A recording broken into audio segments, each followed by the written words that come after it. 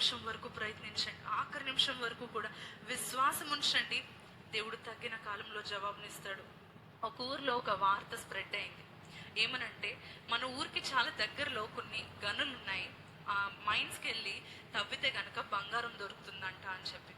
అయితే ఈ ఊర్లో చాలా మంది ప్రజలు, అలాంటి వాళ్ళు అయితే చాలా మంది వెళ్ళిపోయి ఉంటారు, మనలాంటి వాళ్ళు కదండి, వెళ్ళిపోయి అన్ని పారలు అన్ని పట్టుకొని వెళ్ళిపోయి ఇంకా తవ్వడం మొదలు పెట్టారు.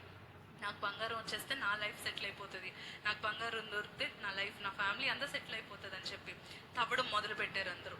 ఒక రోజు కొంతమందికి అలసట వచ్చేసింది, 2 రోజులు కొంతమంది, అలాగా అన్ని వందల మందిగా వెళ్ళిన వారు లాస్ట్కి ఒక్కడు మిగిలాడు. ఆ ఒక్క అతను మాత్రం 1 సంవత్సరం పైన ప్రతిరోజు వెళ్ళి తన ఉద్యోగంలాగే వెళ్ళి తవ్వుతా ఉండేవాడు. తవ్వి తవ్వి తవ్వి తవ్వి బంగారం కాదు కదా, చిన్న గ్లిటర్ కూడా దొరకట్లేదు అక్కడ అని చెప్పేసి సంవత్సరం అయిపోయింది.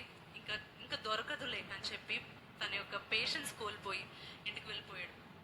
వెళ్ళిపోయిన కొన్ని రోజులకి ఆ గనులు ఉన్న దారిలో, ఆ మైన్స్ ఉన్న దారిలో ఉన్న కొన్ని వ్యక్తులు, ప్రయాణం చేస్తున్న కొన్ని వ్యక్తులకు బంగారం చాలా ఎక్కువ దొరికిందంట అని చెప్పి వార్త వచ్చింది. ఇదేంటి, మనం ఇన్నేసి రోజులు తవ్వితే దొరకలేదు, 1 సంవత్సరం పాటు నేను తవ్వితే దొరకలేదు, ఎక్కడ దొరికిందంట అని చెప్పి ఈ వ్యక్తి ఆ గనుల దగ్గరికి వెళ్ళి ఎక్కడ దొరికింది అని చెప్పి ఎంక్వైరీ చేస్తూ ఉన్నాడు. చేస్తూ ఉంటే ఏమని తెలిసిందంటే, ఎవరోనంటండి సంవత్సరం పాటు తవ్వాడంటే ఇక్కడ కరెక్ట్గా 3 అడుగులు ఇంకొంచెం తవ్వు ఉంటే లోపల బంగారం ఉందండి. వాళ్ళు ఇక్కడ ఏదో ఉందని చెప్పి తవ్వి తవ్వి చూస్తే 3 అడుగుల లోతులోనే బంగారం దొరికిందంట. ఈ వ్యక్తి ఏం చేశాడు, ఇంకొన్ని అడుగులు తవ్వి ఉంటే, ఇంకొంచెం పర్సివరెన్స్, ఇంకొంచెం పేషెన్స్ కలిగి ఉంటే ఏం జరిగేది, ఆ బంగారము తన చేతిలోకి వచ్చేది.